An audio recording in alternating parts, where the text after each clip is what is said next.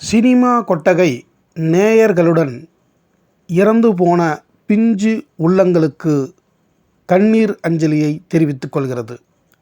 நேற்றைக்கு முன்தினம் சனிக்கிழமை சனியன் அரசியல் பேராசை கொண்ட பிசாசு கரூரில் நடத்திய ரோடு ஷோ கூட்டத்தில் நசுங்கி சுமார் 40க்கும் மேற்பட்ட பிள்ளைகளின் உயிரை பலியாக வாங்கியிருக்கிறது ஒரு அரசியல் பேராசை பேய்.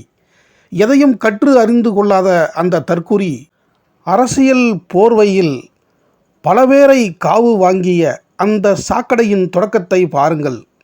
அன்பு நேயர்களே, இது யார் மீதும் காழ்ப்புணர்ச்சியில் சொல்லப்படவில்லை, எந்த ஒரு கட்சிக்கும் ஆதரவாகவும் பேசப்படவில்லை என்பதை இங்கு தெளிவாக சொல்கின்றேன். கொட்டகையில் வளர்ந்த சினிமாவை ஹீரோக்கள் என்ற பெயரில் தங்களை வளர்த்து கொண்டு ரசிகர்களை அழிக்கக்கூடாது என்பதுதான் எமது பணிவான வேண்டுகோள்.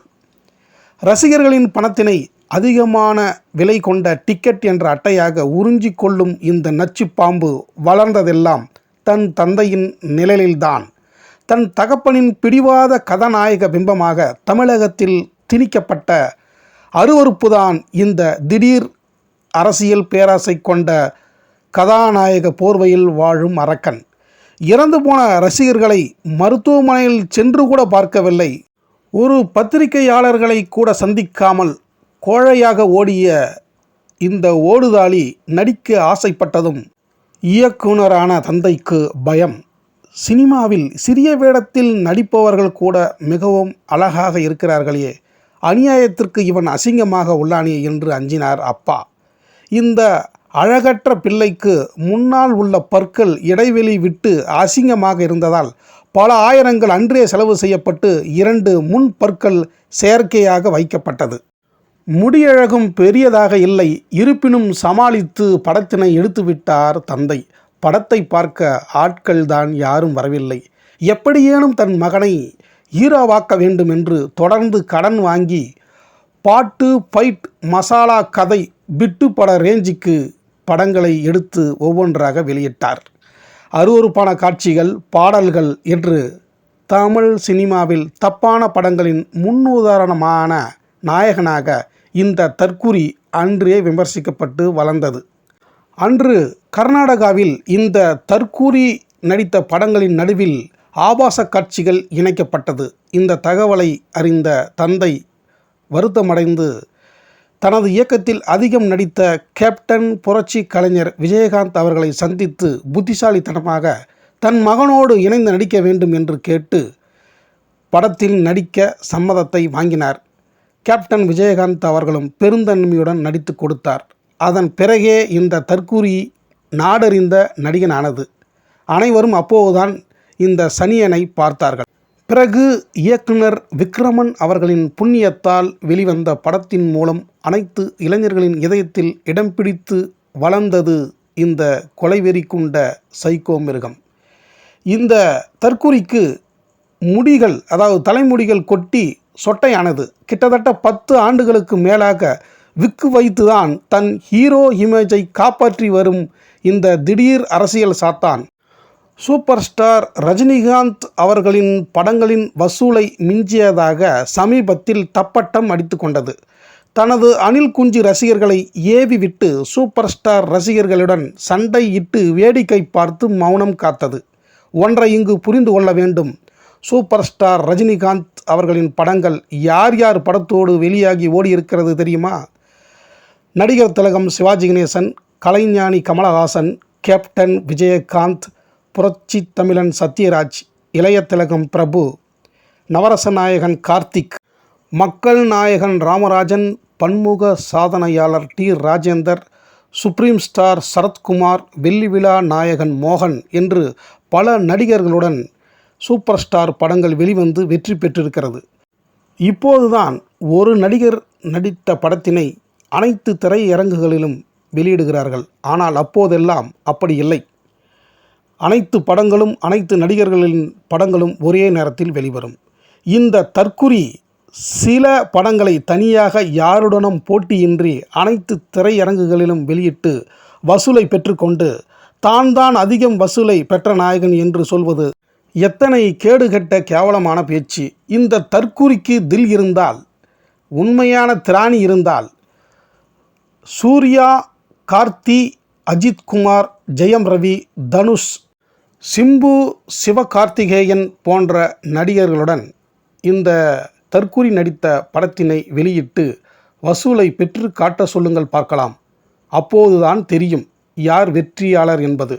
அதை விட்டுவிட்டு தமிழகத்தில் உள்ள அனைத்து திரையரங்குகளிலும் தனது படத்தை வெளியிட்டு வெற்றி பெற்று வசூலை வாரி குவித்து சொல்வது என்பது கையிலாகாத தனம் என்றுதான் சொல்ல வேண்டும். அதற்கு திரைப்பட விநியோகஸ்தர்களும் திரையரங்க உரிமையாளர்களும் ஒரு காரணம். அதனால்தான் இந்த தற்குறி இன்று அரசியல் கட்சியை தொடங்கி 40க்கும் மேற்பட்ட உயிர்களை காவு வாங்கியிருக்கிறது. சினிமா ஷூட்டிங் தவிர விக் வைக்காமல் துணிச்சலுடன் வெளியே வரும் சூப்பர் ஸ்டாரை பலவிதமான விக்குகளை வைத்து கொண்டு பேச இந்த தற்குறியால் மட்டும்தான் முடிகிறது. அதற்கு இந்த தற்குறிக்கு தகுதி இல்லை. எந்த ஒரு அரசியல் கட்சியின் பொதுக்கூட்டமும் மாநாடும் மக்கள் வாழத்தானே தவிர கொள்வதற்கு அல்ல. திட்டமிடுதல் இல்லை, தெளிவான கொள்கை இல்லை, திடமான உறுதியான நிலைப்பாடு இல்லை. மக்களை சாகடிக்கவே கட்சியை தொடங்கியிருக்கிறது இந்த பிசாசு. இந்த தமிழக தோல்வி கழக சாத்தான் விக்கிரவாண்டி மாநாட்டில் 5 உயிர்களையும், மதுரை மாநாட்டில் 3 உயிர்களையும், கரூரில் 41 உயிர்களையும் காவு வாங்கியிருக்கிறது. உலகிலேயே கட்சி ஆரம்பித்த ஒரே வருடத்தில் 50 உயிர்களை பலி வாங்கிய ஒரே கட்சி இந்த நாதாரி கட்சிதான். கட்சி தொடங்கியதும் உடனே முதல்வராக வேண்டும் என்ற பேராசை கொண்ட சைத்தானுக்கு ரசிகர்களின் கூட்ட நெரிசலை சமாளிக்கவும் தெரியவில்லை. அவர்களை அடக்கியாளும் திறமையும் இல்லை. தேடி கிடைக்காத சினிமா, தன் காலடியில் கிடைத்த திமிர், அப்பனின் நிழலில் வளர்ந்துவிட்ட தெனாவெட்டு போன்றவைகளால் அப்பாவி ரசிகர்களை ஆயிரக்கணக்கில் டிக்கெட் வாங்க வைத்து படத்தினை பார்க்க வைத்த இந்த கொள்ளைக்காரன் கட்சி தொடங்கிய உடனே நான் தான் முதலமைச்சர், தற்போதைய ஆளும் அரசு கட்சியை அழிப்பதுதான் என் நோக்கம், இனி எனக்கும் ஆளும் கட்சிக்கும் தான் போட்டி என்று பேசும் சனியன் சகடையே, அரசியலுக்கு வா, உன்னை வரவேண்டாம் என்று யாரும் இங்கு சொல்லவில்லை. ஒரு கட்சியை அழித்துவிட்டு தான் நான் வருவேன் என்று வேறு எந்த தலைவரும் இதுவரை சொல்லவில்லை என்பதை புரிந்து கொள். பாடுபடு. பல வருடங்கள் உனது நம்பகத்தன்மையை மக்களுக்கு நிரூபி. ஒரு 20 வருடங்களாவது மக்களுக்கு சேவை செய். பிறகு தானாக எல்லாம் வரும். நீ இப்போதே 40க்கும் மேற்பட்டவரை கொண்டிருக்கிறாய். அதுவரை நீ இருப்பாயா என்று எனக்கு தெரியவில்லை.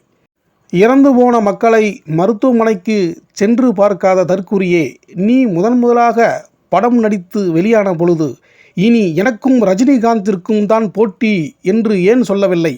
பேராசை கொண்ட தற்குறியே, அதை சொல்லவே உனக்கு 25 வருடங்கள் தேவைப்படும் பொழுது அரசியல் மட்டும் சும்மா கிடைத்து விடுமா?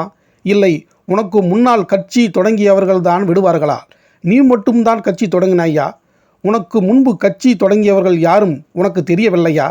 கட்சி தொடங்கிய அனைவரின் நோக்கமும் சிஎம் ஆக வேண்டும் என்பதுதான் என்பதை புரிந்து கொண்டு நீ செய்த குற்றத்திற்கு தண்டனையை பெற்று விடுவதுதான் உனக்கு அழகு. இல்லையேல் நீ அழிந்து காணாமல் போவாய் என்பதே உண்மை.